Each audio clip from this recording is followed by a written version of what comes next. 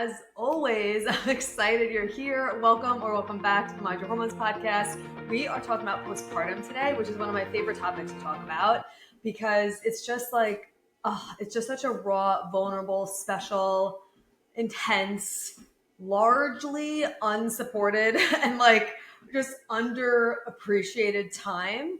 And so any support that I can give to anybody postpartum, I'm going to do that. So today we're going to be just talking about 3 mistakes most people make postpartum that I don't want you to make. So whether you're listening to this and you're currently pregnant, or maybe you are postpartum and you're like, wait, how can I like maybe retrace my steps? That's what this episode is for. And this isn't to like, if you are postpartum listening, like, oh my God, I didn't do this. Like you could always turn things around. You know what I mean? So, excuse me. Let's just dive right into it. You know how we roll around here. The first mistake that I see so many women making postpartum is that they stop taking their prenatal or any of their supplementation. Like they just completely stop taking it because it's called a prenatal and like, okay, well, I'm not pregnant anymore, so I'm just going to stop taking it. This is such a huge mistake. Even like whether you're breastfeeding or not, you need to be continuously taking your prenatal after you give birth. And I will talk about how long I recommend you do that. But here's really what's happening. Like pregnancy and birth is very energy intensive, obviously, right? Like it's probably the most energy intensive thing you're ever going to do. And it depletes nutrient stores, especially iron, especially postpartum. You're bleeding a ton, right?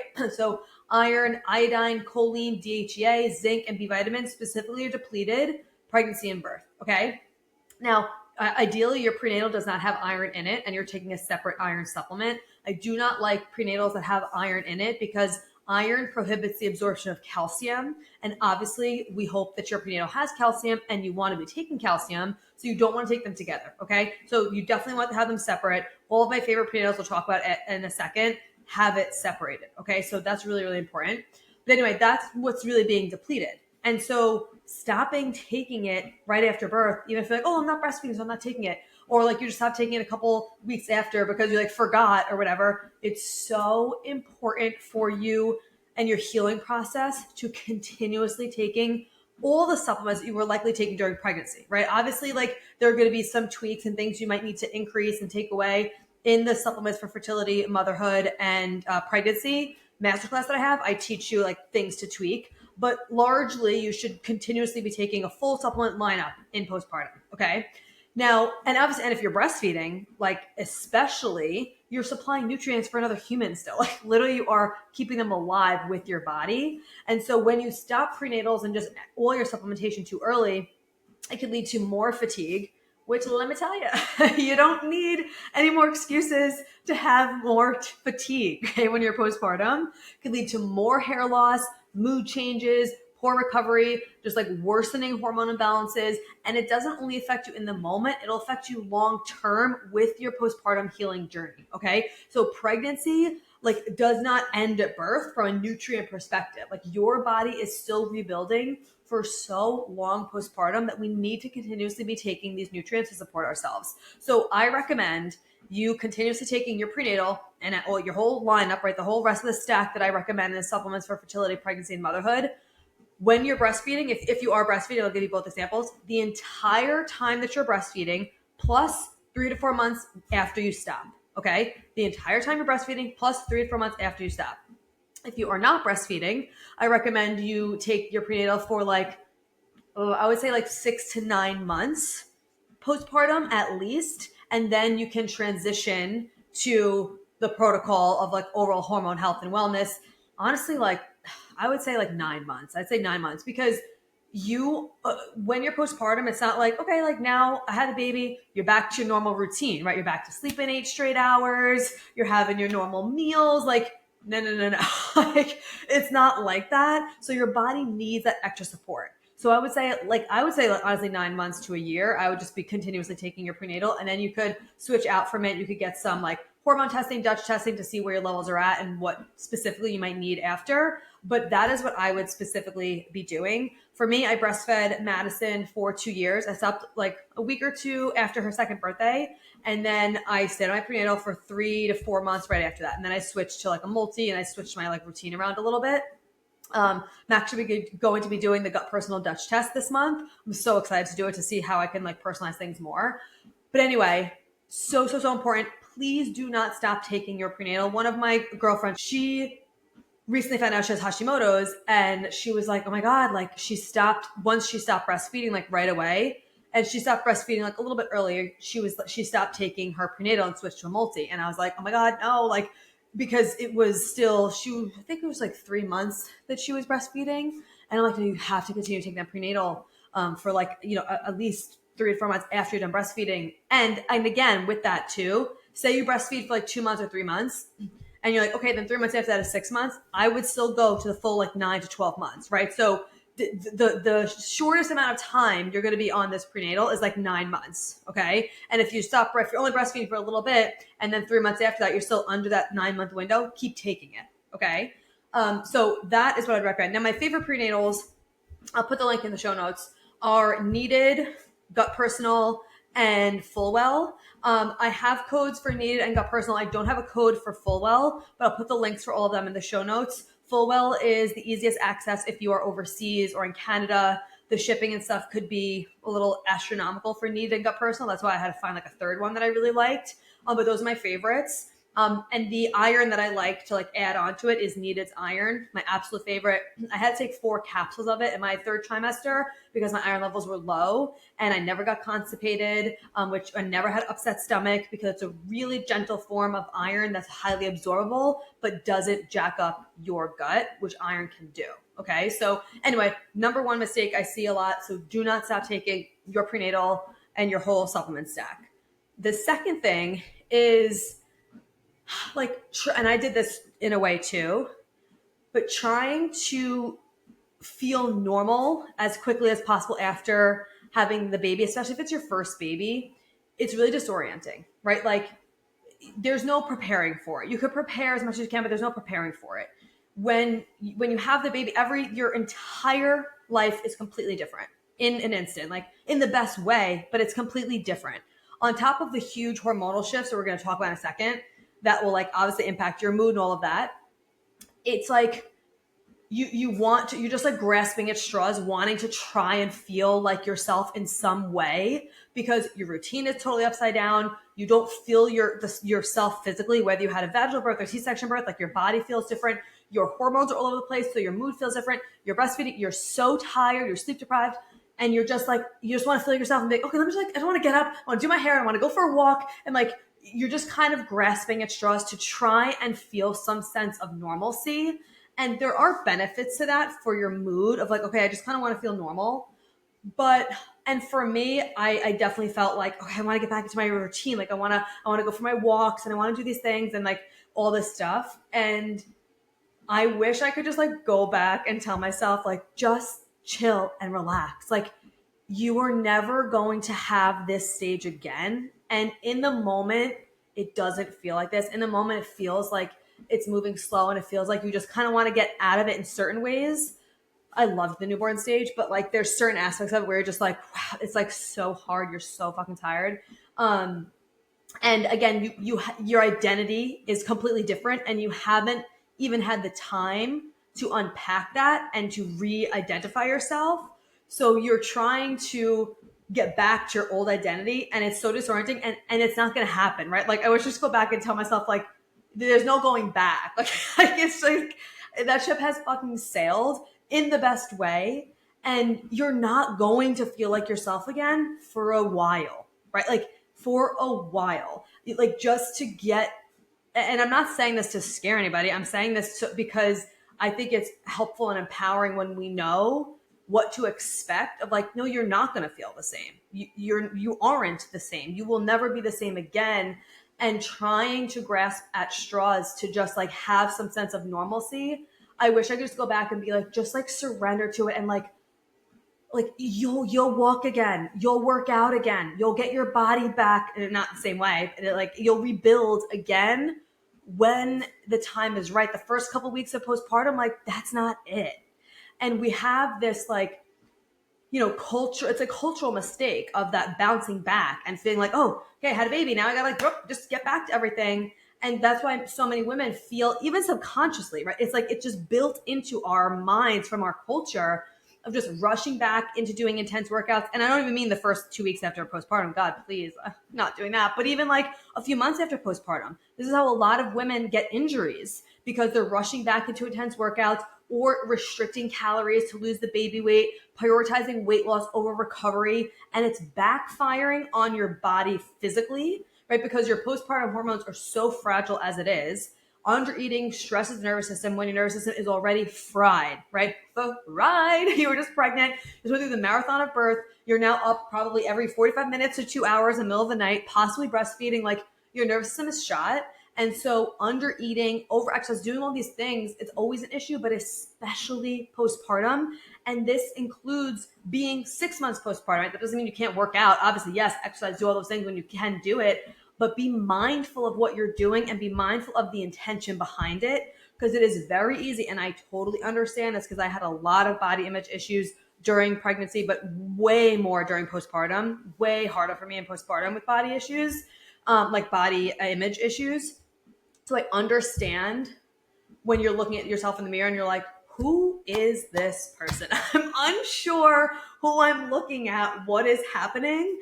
And like your desire then to do whatever you need to do to get back to that body or like look different, but you can't do it the same way. The things that used to work for like how you're exercising and eating all the things don't work anymore because your needs are different, right? The foundations are always the same, right? The foundation of the mind, your hormones, that they're always the same with regulating your blood sugar, your nutrient density, your nervous system, your gut, liver, all things are the same. But it, as far as like rebuilding your body and losing weight and all that, it looks different because you're in a completely different body. Your nervous system is entirely different. And we prioritize the weight loss and the working out over your nervous system. And the thing that's going to support your rebuilding and your rebalancing and your body losing weight and letting go of inflammation the most is regulating your nervous system. Right. So we can't have this goal postpartum of like bouncing back and just like right away, like, okay, wait, let me just like do my hair and like go for a walk or whatever. It's like surrender to where you're at. Let yourself enjoy this newborn bubble because it does go fast, even though it does not feel like that in the moment. And this is the only time you're going to ever have in that space. And you'll get back to your daily routines again. You'll eventually get back to them, but we try and rush it just because our identity is so rocked and everything is so different that you're just trying to feel normal again. And I think if we just have the expectation of like, okay, I'm not going to feel like myself again right now because I have to create a new pathway. I have to create new routines and new habits and a new way of doing everything because I'm a mom now. I have a responsibility of this baby. My desires are different. My brain is entirely different. Your brain literally changes. Like everything is so different. So I feel like it's more of an expectation thing of course we want to do things to make ourselves feel better, especially if you're having a lot of hard time managing your emotions when you're postpartum, which happens a lot, specifically that first like few weeks it could be really tough. Obviously, if you have extreme postpartum depression or anxiety, like get further help for sure. But really be mindful of what those things are that you're doing to try and help yourself feel more like yourself and really what the intention behind it is, because you can't go back. There's no going back to your old identity. Yes, some of your old habits, but setting yourself up for success with this postpartum phase is just having the awareness of it is going to feel different. I'm not chasing that feeling of feeling like myself again because my new self is a totally different identity. And so the intention and the desire should be, okay, let's get curious of what's going to make me feel good now with this current life instead of just rushing back to things that maybe made you feel good in the past. Some of them are still going to work and still make you feel well, but really ask yourself when you're doing it, like, oh, does this actually feel good right now? Because like, I remember when I went on a walk, I was a couple days postpartum and how many days? Maybe like 3 or 4 days, but it wasn't even a week postpartum. I had no business. I could have gone for like maybe a little walk, but like I had no business going on like a mile or so walk, even though I had no complications, nothing. But like your body is still healing from having a child in there and then pushing out of your vagina. And I remember walking and getting to this like one spot on the route, and I was like, well, I have to turn back. Like I felt like my like uterus like coming out of my vagina. Like something is happening. Like I do not feel good right now. Like I thought this walk was gonna be helpful, but it's actually not. And that was me just being like, well, I can't not walk. I can't not exercise. I can't just lay here all day. But why, Corinne? You just fucking had a baby. Like you literally just pushed a human out of your vagina, and now you're feeding that baby with your body, and you're getting 45 minutes of sleep at a clip, maybe. Like, I think it's okay if you like just lay in bed and lay on the couch for like a couple weeks. Like, I think it's cool. But like, that's my like type A, like, oh, I gotta go, go, go mentality that really is not supportive in the postpartum period. So supporting your nervous system is for sure obviously so important always, but your nervous system just went through pregnancy, birth, and now sleep deprivation. Like it needs the regulation, and this doesn't look like long meditations, like because you don't fucking have time for that right now. Like, but it could look like just sitting in a chair when you're breastfeeding or feeding your baby and looking at the sunlight. Slow, short walks in the beginning until you build up and you have more space, to actually go for longer walks. Breathing. I used to do meditations while I was breastfeeding Madison and asking for some help and some support. That's going to be, major when you're a mom in general, but especially postpartum. Okay. And postpartum recovery isn't just like surviving the newborn phase. I really believe it's rebuilding that foundation of your health so you can show up as the mother you want to be, not just in the newborn phase, but beyond. Okay. So that's the second like mistake that I definitely partly made that mistake. And I think it's so normal and common just because it is such a like rug pulled out from underneath you when you become a mom for the first time. Okay, the third thing is thinking that or your hormones should be normal like immediately. And this kind of ties into what we were just talking about, but a lot of times we'll feel like, oh, your cycle, your energy, whatever will like normalize right away. Like that you're going to feel like how you did in your body before you had the baby right away. But that is not going to happen. Like the reality is your prolactin levels, sleep deprivation, stress, nutrient depletion, all affects how your hormones are responding postpartum. And this is like one of the most irritating and what's damaging things in our culture, is the 6-week checkup. It's like, okay, we go to the checkup for 6 weeks and then see you later. Your hormones do not snap back at 6 weeks. That is absolutely ridiculous. It's also ridiculous that most women have to go back to work at 6 to 8 weeks. I'm sorry, what? Like, it is absolutely disgusting that in America, first of all, it might not even be paid for those 6 to 8 weeks, but that you have to go back or you'll lose your job in most professions. Like, that is actually criminal. It is so insane to me. Anyway, it's a whole other topic, but like, you maybe just stopped bleeding. You're still not sleeping in the middle of the night. You're still actively healing. Like, it's absolutely insane. But like, so the 6 week, like your postpartum hormones do not snap back at 6 weeks. That is just an arbitrary timeline that I don't know who made that up. A man. I know who. Some man made this up of like, okay, after 6 weeks, like, okay, you get your checkup and now you're on your own. But for most women, like the true hormonal recovery window is at bare ass minimum 6 to 12 months, more like 2 years, because that recovery window, 6 to 12 months, would be if you are sleeping through the night, if your baby magically just like sleeps through the night that early on. Was not my situation over here. But if that is for you, love that for you. But like this 6 to 12 months is a more realistic timeline. But again, that's if your nutrients are not depleted, you're getting good quality sleep, your stress is under control, which most of the time you're going to have some of those markers not perfect in the first year of having a child. Like especially if you also have another child, right? Like I don't have that experience, but I can only imagine it's even more dysregulating when you have one and you already have one. You know what I mean? And obviously it takes even longer if you're breastfeeding, depending on how long you're breastfeeding. So we just have to really step back and realize this like postpartum recovery period is so much longer than what we think it's going to be, and that what is told to us that it's going to be. And this isn't trying to like scare you, like, oh my God, it's going to be so long till I feel good. Like, no, that is not the case. I had energy even when I was not sleeping. I felt good. Like I felt good along the way, but it's not till most recently where I'm like, oh, okay, I could like feel myself having more space to do things that I used to like to do that just haven't had the space for, like going out with friends or doing other things. Like and again, the timeline is different for everybody. I had other personal things going on in my life that like kind of impacted with this, like intersected with this, but we just have to, I don't want to say lower our expectations, but I think just have more realistic expectations of what postpartum actually is, how you can support yourself through it, and not feeling like there's something wrong with you if you don't feel like yourself right away, or your body isn't all of a sudden back and having a six pack like you see online with so many people. Like, it just doesn't have to be like that. And I think it needs to be more of like a healing and rebuilding journey than like, oh, my hormones are just going to go back. I'm just getting my period right away. Like, da, da, da. Some people might experience that, but a lot of us don't. And from a hormone perspective too, a lot of people ask like, when am I going to get my cycle back? That totally depends on the person. It depends on if you're breastfeeding. But what is so crazy to learn is when your placenta is delivered. So right after you give birth, you have to deliver the placenta. I remember asking my gyno when he's like, okay, like, are you ready to push for the placenta? And I was like, oh, is this going to hurt? And he was like, you just pushed out a baby.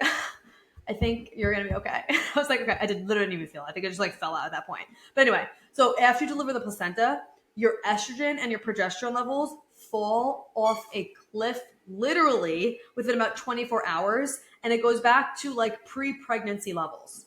So your estrogen and progesterone levels are so much higher during pregnancy. And that's from the placenta, like producing all of that.